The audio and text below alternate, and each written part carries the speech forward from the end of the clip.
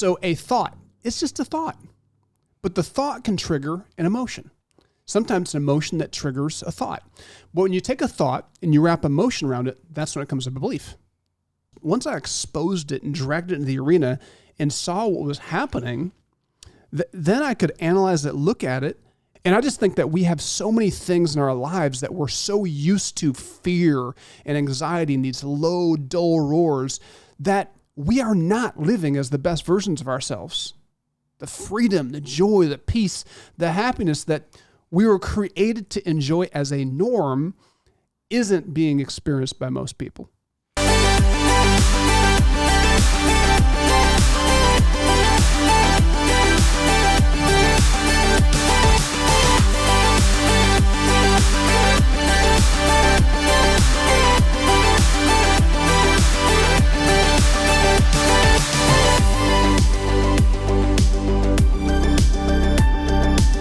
Welcome back to the 5-Star Life Show. I'm your host, Coach Seth, and I'm joined in studio with my incredible co-host, Coach Mia. Thanks, Seth. It's been a couple weeks since we've been together. Welcome back. Yeah, thanks. And we have producer Bray. We've got producer Bray. Yes. He's actually our director of basketball operations for 5-Star Basketball, but he is doing double duty as our producer is out sick with the thing that's going around everywhere right now, I think. Taking a lot of people down.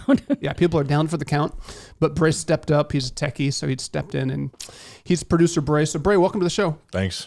Happy to be here in whatever capacity needed. He's got that voice. He's also got the face, according to Instagram. He's racking up views on Instagram and YouTube. Yeah. By the way, if you just tuned in, you can listen to this show anywhere podcasts are streamed. You can also now watch us on our YouTube channel at The 5-Star Life. So encourage you to check it out. It's a pretty cool feature because you can go back and archive and listen to shows. They're labeled pretty well too. So this is a great way to share it with other people too. So we're going to have a great show today.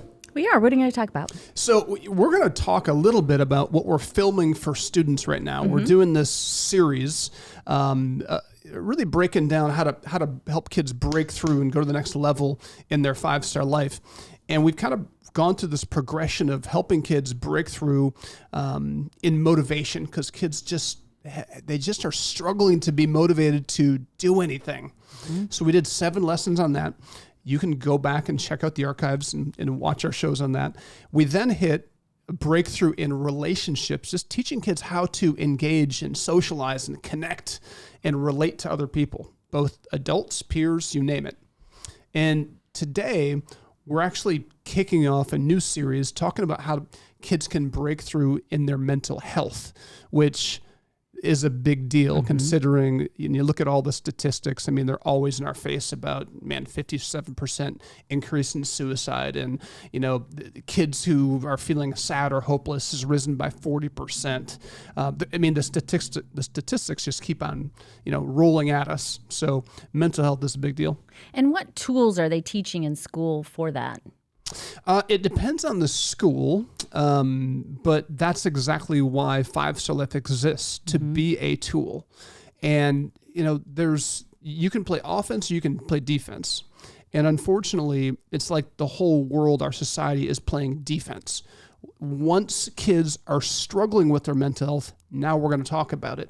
And all the research says you can get ahead of this. You don't have to have a meltdown. You don't have to, dip into this deep depression. If we can catch this earlier on and give kids the tools and the awareness, they can actually navigate around hard things in life, because hard things, they're going to come.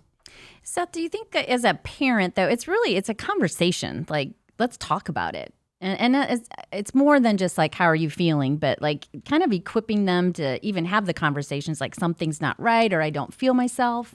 Well, it's almost like there's these different camps as far as how we go about talking to kids in mental health. I mean, you have one side that says we are overhyping mental health. We talk about it too much. We're actually putting all of this anxiety into kids. We're speaking into existence because we're always talking about stress and fear and anxiety. I get that. But I was just talking to some executives at a leadership summit, actually the Winnebago Industries Leadership Summit I was at last week. And I was talking to two executives, and we were talking about how we were raised.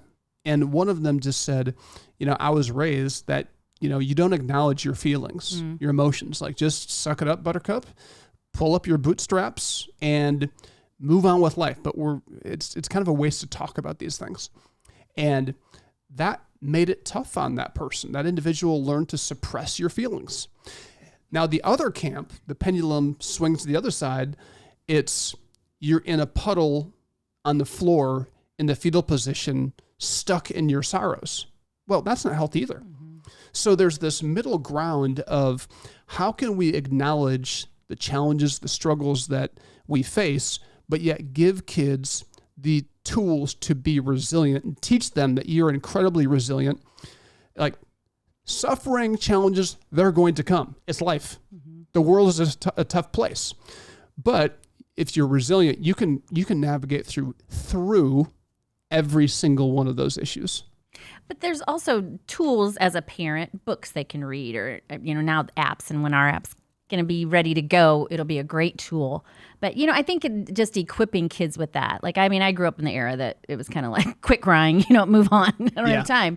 But having girls, there's a lot of emotions, and some of it you're like, oh, they're just girls, but they're validated. I mean, they're that's how they're feeling. So how can I help them?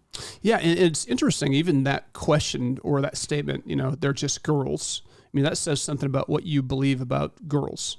And then sometimes it's like, well, he's just a guy. It's like we have these stereotypes, and it's like, why don't we talk about what's healthy? And what's healthy is learning how to express your emotions in a way that's not damaging to yourself or to others. So let's talk about how to do that. How do we emotionally regulate ourselves and take ownership of our emotions? That's what this whole mental health series is teaching kids how to do. And then how do I regulate even my response to struggles or trauma, or am I just a victim? You don't have to be a victim. And we can talk about these things. And I think part of it is, I think a lot of parents sometimes are just afraid to go there because they're not sure what to do. And especially when they're like big, crazy things that kids are bringing to them. It's like, I don't want to go there. And usually that's because maybe, our upbringing taught us to avoid those conflicts. And well, I'm just going to hope they get better and they'll figure it out. Well, maybe they will, but often they won't. They'll create what they will create as a habit of how they're handling their mind, their emotions, their interactions. I think some of those parents probably were brought up, they weren't given the tools, so they don't know how to, pass that on to their kids too. So, this is going to be a great show, and I want to unpack what I believe is at the foundation of mental health, and that is our belief system. Like, what I believe about myself impacts how I feel about myself. What I believe about my day will impact how I feel about my day, right? What I believe about you will impact how I interact with you. So when you think about mental health, and I got a definition that's great for mental health. It's simple. Just basically, mental health includes our emotional, which is how we feel, our psychological, how we think, and then our social well-being. Impacts how we think, how we feel, how we act. It influences how we handle stress, how we relate to other people. It's a big deal. So that's kind of a baseline. But I think what really shapes beliefs in a lot of cases is our response to fear. Right? There's a lot of fear in the world. And I think you think about anxiety, you think about depression, you think about just about every mental health disorder or challenge. The research all says they're all rooted, just about every one of them is rooted in fear. A fear that I'll be rejected, a fear that I'll be alone for the rest of my life, a fear that I won't have enough, a fear that I don't have what it takes. You think about kids that are struggling with anxiety or depression, or adults, it is a phobia. It's a fear, and there's sometimes just this ominous feeling of something bad is going to happen to me today. Yeah. So a lot of it is rooted in fear. So really, we have to start to learn how to look at that fear and then trace it back to the belief that lets that fear take up residence in our mind and our heart. That's good. So Seth, coming up here, we're going to be sending out some letters. Are we going to share some of these stories?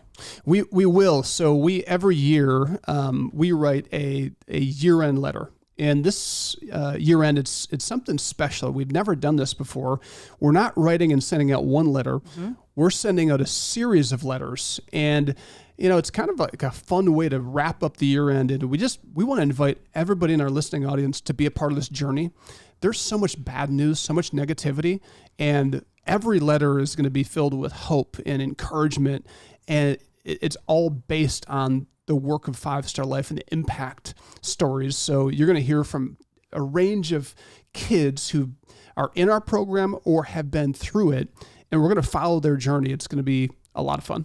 Hey, and I have to say, Seth does a lot of things amazing, but he's an amazing writer, and he captures these stories. They're so compelling, and we all get a ton of letters at the end of the year, but ours are different. And Seth really captures the heart of who we are and the heart of these kids. Well, I appreciate the kind words. You can actually get a letter. If you've not received one yet, you can go to our website and reach out to us. You can download one there or reach out to us. We'll send you one at 5starlife.org. We'll be right back after this.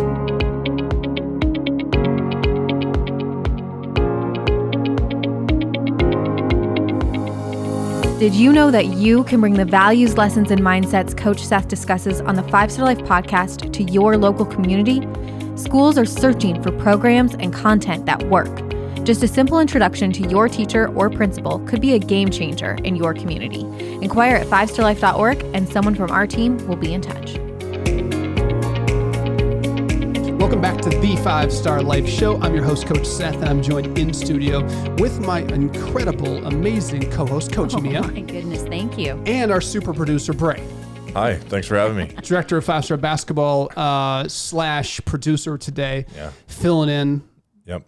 Hey, nothing's harder than filling in for you that day when me and I had to do it. Had to do the radio show ourselves. So I can't wait to see it. We haven't aired it yet. I'm not sure what this is. Just I think they're saving it for the archives. Yeah, saving it for rainy day or what? It's staying in safe until we absolutely need it. That's not true. I'm telling you, Bray's got the voice. He's does. so good at this. Got called up to be the producer today. So thanks for filling in, by the way. Absolutely. So we're having a great conversation. And again, if you just tuned in, go to 5starlife.org to learn more about the mission we're on to change the face of education, of sports, of culture. And we're inviting everybody to join us towards the end of the year. Last 6 weeks of the year, we always send out a year-end letter that we kind of summarize, the impact 5-Star Life has had. And everybody who's watching or listening, you're a part of what we do. You're a part of the impact. If you've made a donation, if you volunteer, you're making this happen. This year, we're doing something unique. We're not just sending one letter. We're sending a series of letters. That's going to be a lot of fun. There's so much bad news. We wanted to send a series of letters just to celebrate the impact that we're having together. And because we really believe the next year, man, we just have so many opportunities, Mia, to reach more kids in more ways. And we started with just working with public schools. We're still doing that, but then we got into detention centers and working with kids in probation. Then we started, new programs. We acquired this 350-acre, beautiful, innovative learning campus called Summit. So we have more programs that impact more kids in more ways than ever before. And for anybody that's listening, that you just feel like the world is a lost cause and that trying to change education or change the culture is just a waste, I have news for you. That's not true. That is a bad premise to build your life on. And even the way you think about philanthropy and volunteerism and your impact on the world, it's not even true. Because again, this is why I encourage you to make sure you subscribe to this show, but also go to our website and make sure you get on our mailing list so you can receive this letter. We'll be posting these as they come out on our website so you can download, share them, read them. And if after the third letter, you haven't changed your mind and you still believe we can't make a difference, then I want you to write me and I want you to tell me and rub it right in my face, but I don't think that's going to happen. I don't think so either. And we hear so many stories. That is one of probably my most favorite part of what we do is to hear the stories years later, even, when they come back and they share just how 5 stars impacted their life. I mean, I love it. Yeah, and the first story, just a little hint, just a little teaser.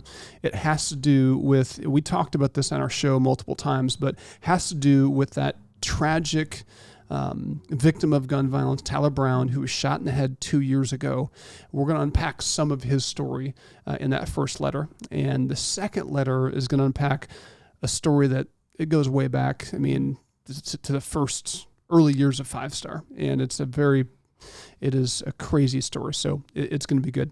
But we're talking right now in this show about, having a breakthrough in mental health. And it's great timing because the holidays bring anxiety and stress and fear, and there's a ton of triggers around the holiday season because we're interacting with people that maybe caused the trauma. It's that uncle, it's that grandparent, it's the cousin, we've had these experiences in life, and the holidays are the best of times, but they're also the worst of times and some of the hardest times because there's a lot of triggers.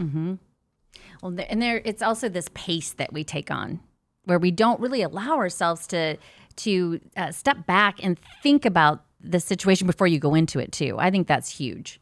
Yeah, 100%. Being prepared for it. So it's interesting. We're talking about at the foundation of mental health is your belief system, what you believe.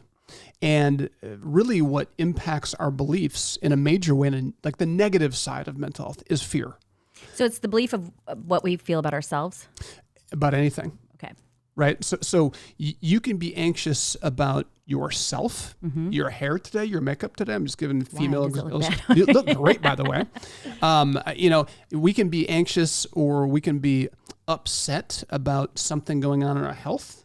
We can be worried about, we might feel a pain in our back or in our hip or in our chest.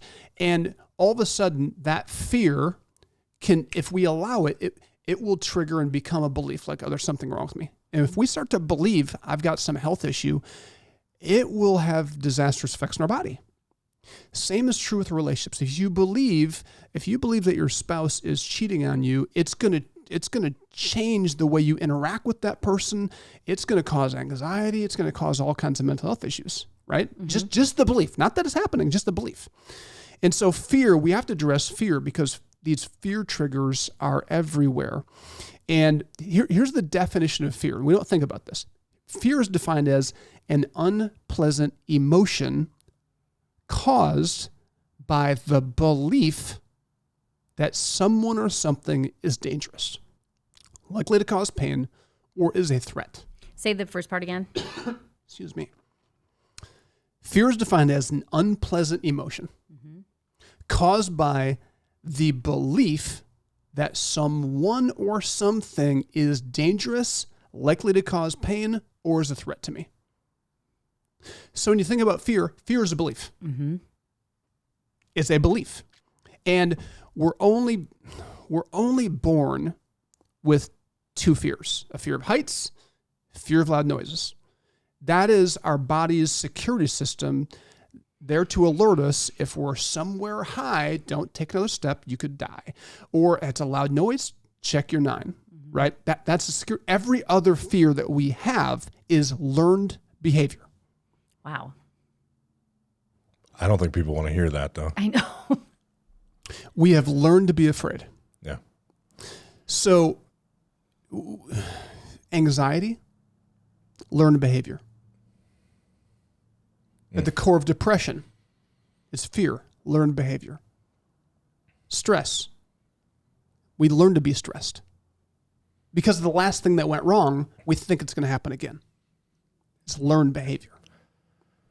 Well, I think, Go ahead. sorry, No. the one super impactful thing I found from the lesson was, like, our lesson is going to challenge kids to internally think about the situation, analyze it, and then make a decision based on that. And I think people really, really struggle with that.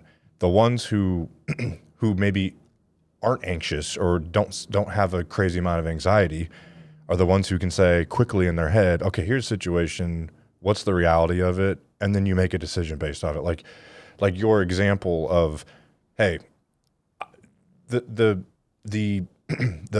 this isn't as bad as it seems even sometimes, right? And just the ability, like being able to teach kids to do that. Who's doing that, right? Well, 5-Star is. I just watched it in the lesson that we just recorded, and I thought that's what triggered me in my head. I was like, that's where you're going to see the progress, is when you can teach kids how to do that. Yeah, I mean, we can silence the anxiety, we can silence the fear, but we have to take, like, one of our values is responsibility. We have to take personal responsibility. We have to take ownership of the situation, and instead of ignoring it and just like thinking happy thoughts, we have to grab that fear, and we have to do what I say is, like, you have to drag it into the arena. Take that fear. Instead of just feeling it and thinking, poor me, and I'm in a puddle and this is bad, this is just who I am, you take that fear and you expose it, you drag it into the arena, and you look at it from 360 degrees and you analyze it. Where is this fear coming from? Why am I afraid of this? Why am I afraid? Why was I afraid of African American men? Where'd that come from? Until I did what I was teaching kids to do, until I realized, like, oh my gosh, like I was rejected by my biological father, who's black. And so I didn't even realize it. I didn't realize, but I felt intimidated by black men because I was rejected by a black man. And I was like 20 years old, and I realized, why am I anxious every time I get, like, peers, no problem. I mean, it's like I'm around all kinds of people, but adult black men, I had this anxiety, this fear. And when I exposed it and identified, oh my gosh, this is connected to a root, I could expose it, change it, move on with my life. Pretty simple stuff. Go to 5starlife.org on the break. Share this, subscribe to this, like this. That helps us a lot too. We'll be right back.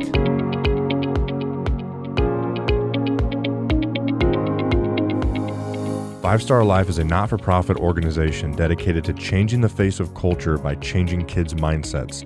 Since 2005, we've impacted hundreds of thousands of lives thanks to the generous support of individuals, small businesses, corporations, and foundations.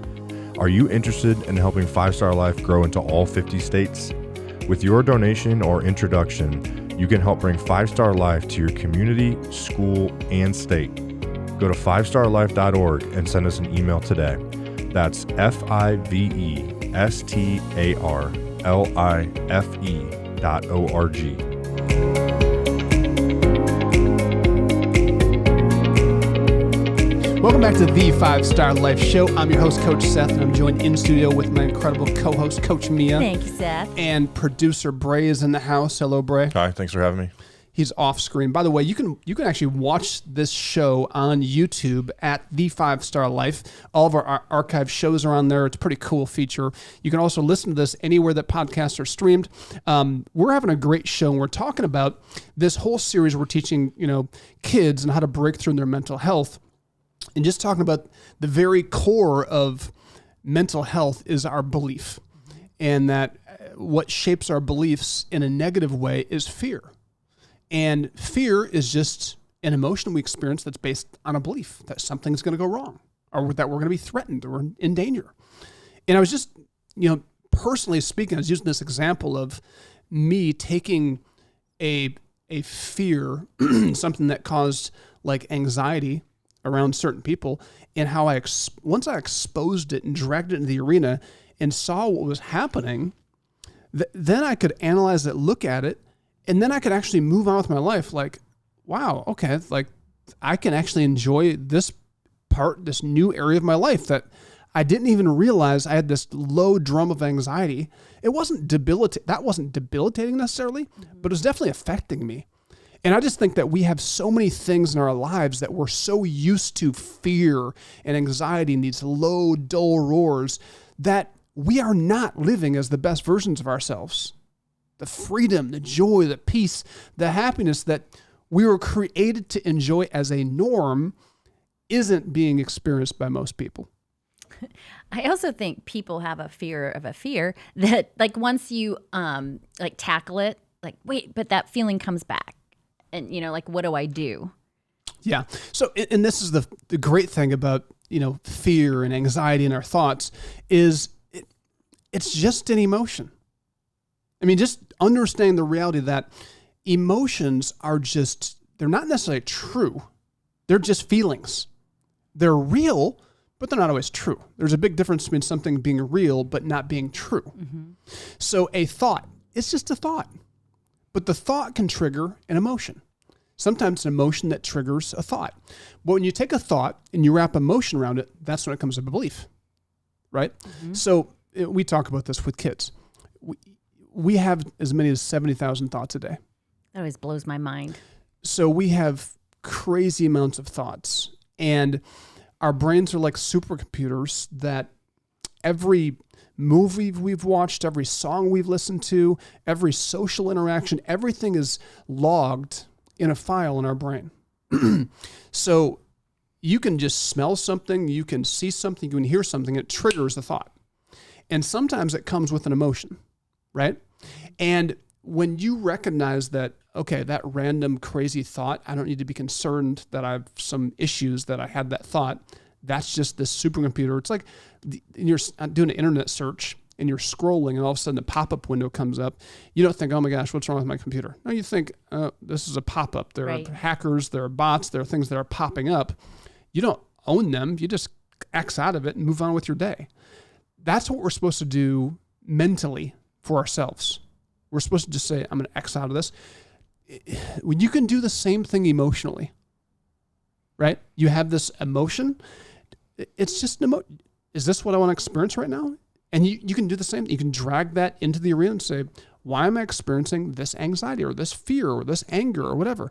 Drag it into the arena. Okay, what do I want to experience right now? And what do I need to change to experience that? It's breaking down our lives into these little practical chunks to, in the moment, say, what's going on? Mm-hmm. It's amazing how much control we can have if we choose to take control. But again, our emotions don't want us to take control. They love just to be in the moment. Let me be free.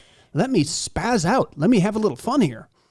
But then the repercussions are awful, and they just reinforce that bad cycle of mental health.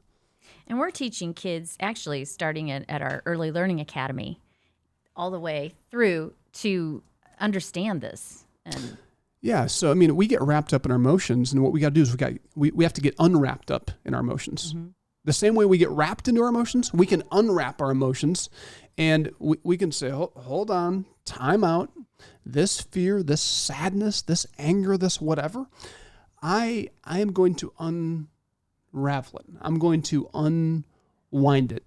And it's taking a breath and stepping back and identifying, where is it coming from?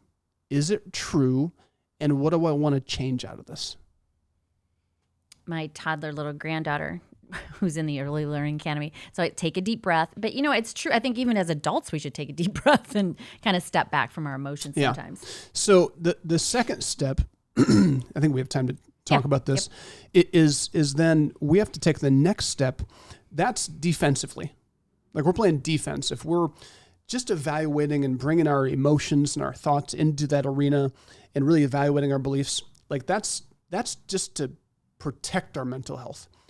But if you want to go on the offense and really do some damage and have a high level of mental health, you've got to tap into your imagination.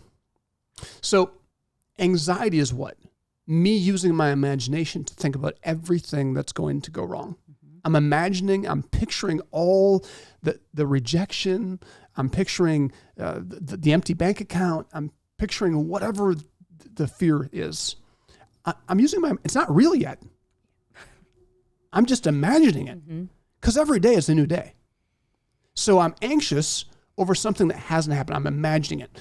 We're using our imagination in the reverse order of the way we were wired to use our imagination. We were supposed to use our imagination to move forward, to imagine who we want to be, to imagine what we want to experience.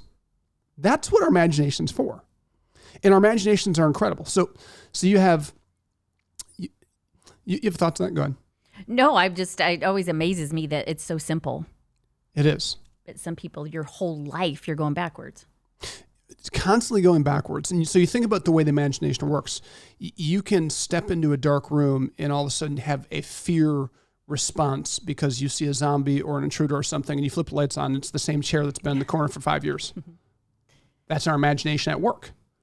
And so psychologically, we know that the 70,000 thoughts a day, 85% of them are negative. We're prone to the negative. So this is where being intentional, using our imagination to think on purpose is really powerful. So that's why every day I get my calendar out. Goodness sakes, that's awful.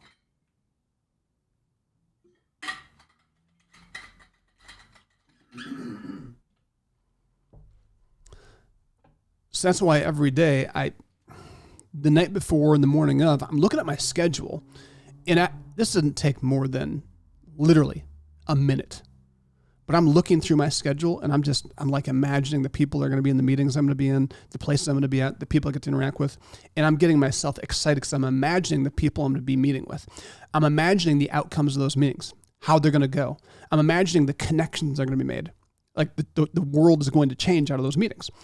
And so what happens is, using my imagination proactively, offensively, now what I'm doing is I am setting the stage for, on an emotional level, for me to be excited and hopeful about my day. Mm-hmm.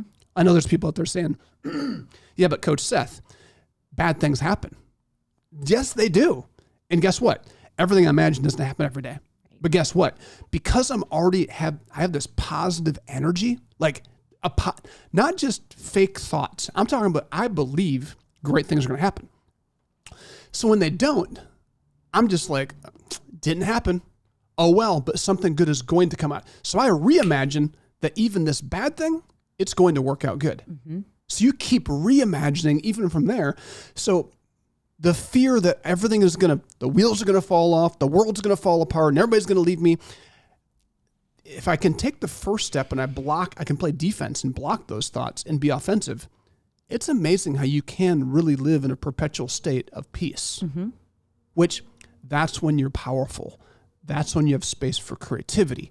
That's when you can actually solve problems. That's when you can actually be a leader, a servant leader in the world, because we're not in a puddle on the floor. Mm-hmm. Simple stuff. It is simple, but it's good stuff. It is good stuff. It's exciting stuff. Mm-hmm. By the way, if you want to hear some inspiring stories about kids who have overcome trauma and tragedy and violence, and they are not puddles on the floor, they are leaders, they are learners, they're changing the world, you have to check out our year-end series of letters. You can find that on our website at 5starlife.org. Thanks so much for listening. We'll be right back after this. 5 Star Life offers year-round programs for kids at our 350-acre training facility that we call Summit. These programs focus on 3 core components. First, each program includes lessons from our curriculum that targets kids' mindset. Secondly, each program teaches a skill like equine, archery, blacksmithing, basketball, fishing, boating, and many more. Thirdly, our programs connect kids to mentors we call coaches, who are trained to help kids live a 5-star life. Go to 5starlife.org to learn more or sign up your kids.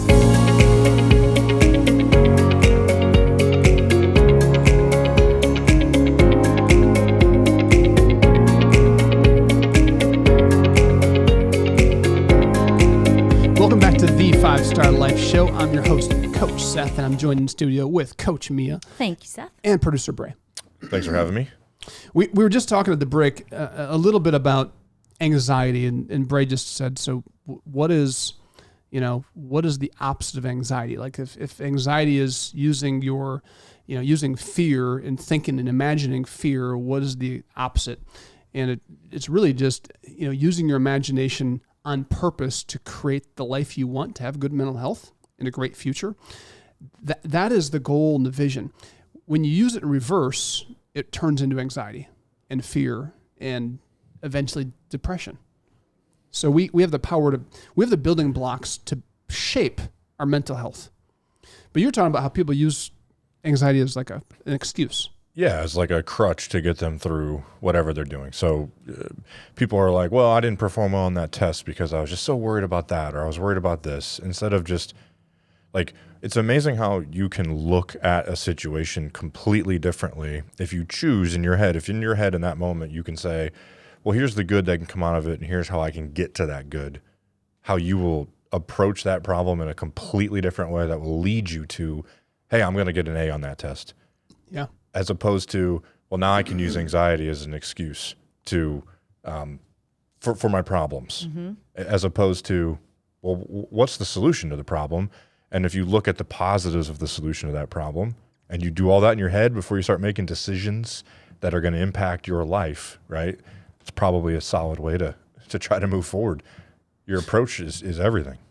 Totally. And you see it all the time with kids. You see it all the time in the workplace, where I couldn't get that project done because I just couldn't think because I was so anxious, or you don't understand what's going on at home, or there's all these excuses, and they're real. That is, I mean, these are real things. The question is that where we want to stay and dwell and camp out? Or do we want to get up out of the valley and get back to the mountaintop? See, because this happens to me. Sometimes I'm like, I look at the quality of my work sometimes, and I'm like, why was this so bad? And I'm like, it was because I was anxious about this, or I was thinking about this, or I was absent. There's always a reason. But instead of saying, well, it's just my circumstance, just who I am, I'm like, doggone it, I'm going to do better.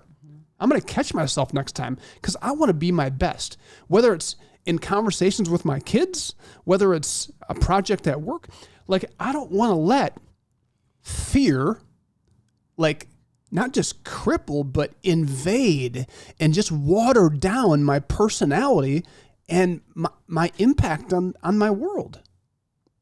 That's not what I want. Nobody wants that. No. I think people would say, oh, Coach Seth, you never feel fear, do you? Oh, yeah. Everybody feels fear. Yes. Everybody feels fear. It's just what we do to it. Well, they'll ask, how do you make it look so easy? How do you make everything look so easy? Yeah. Right? Well, it's easy for you.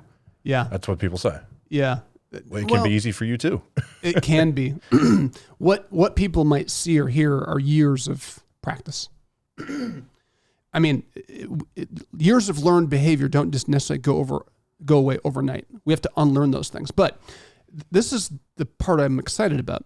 So we have this lesson that we stated, this research from the University of Colorado at Boulder, where they studied 68 people that were trained to associate a sound with an uncomfortable but not painful shock, an electric shock.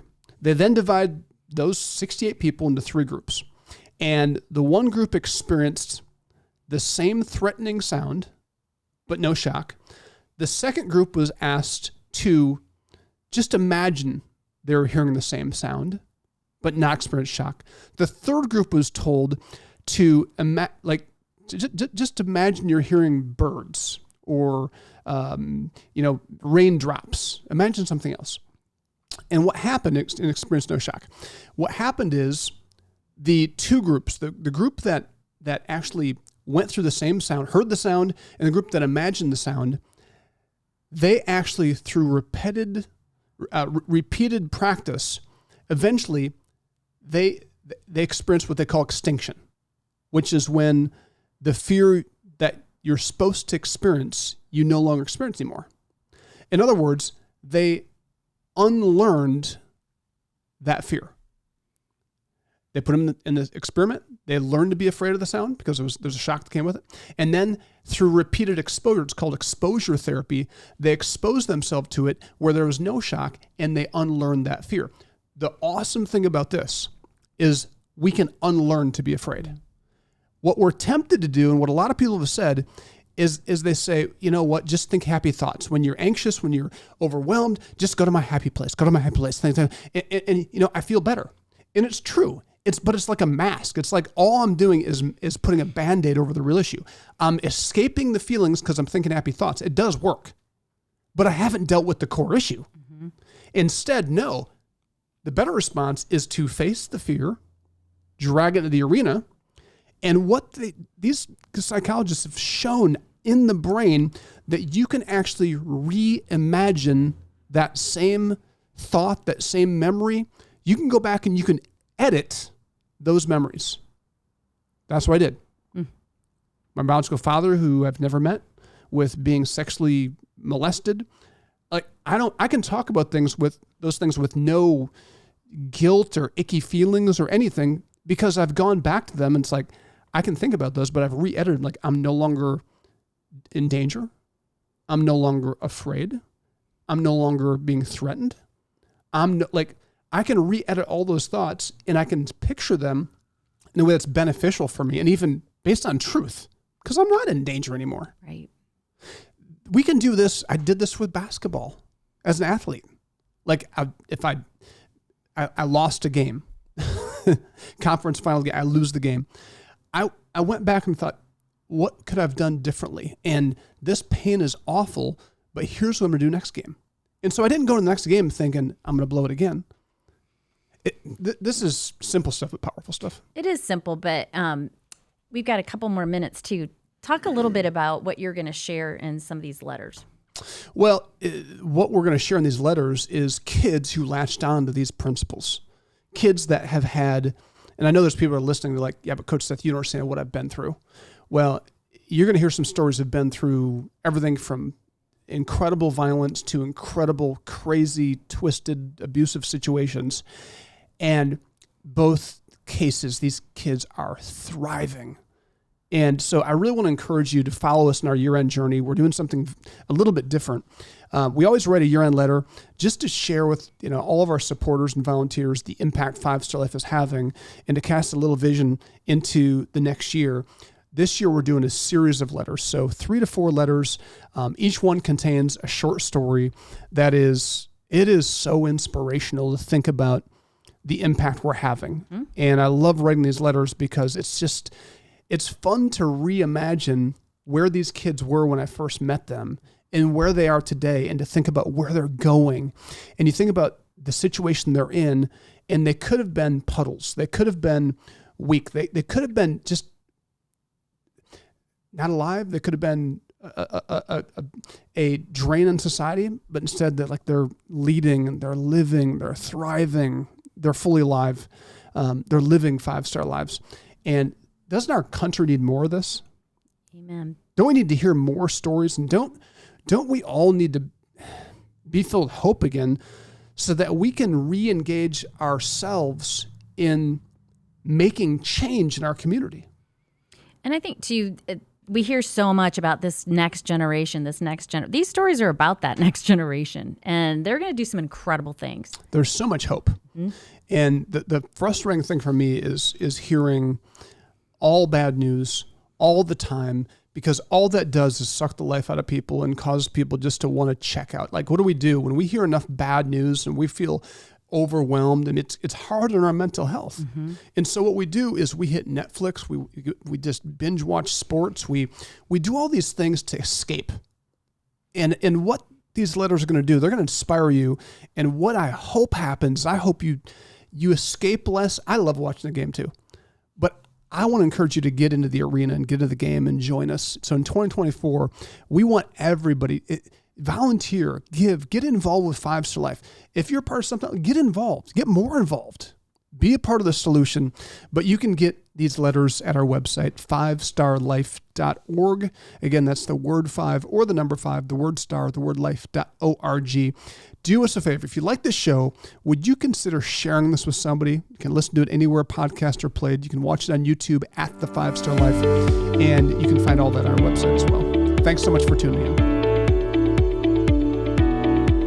At 5-Star Life, we are changing the face of culture through education and sports by changing the most important piece of a human being's life, their mindset. If you are interested in being a part of our journey, please visit 5starlife.org for more information on volunteer and donation opportunities.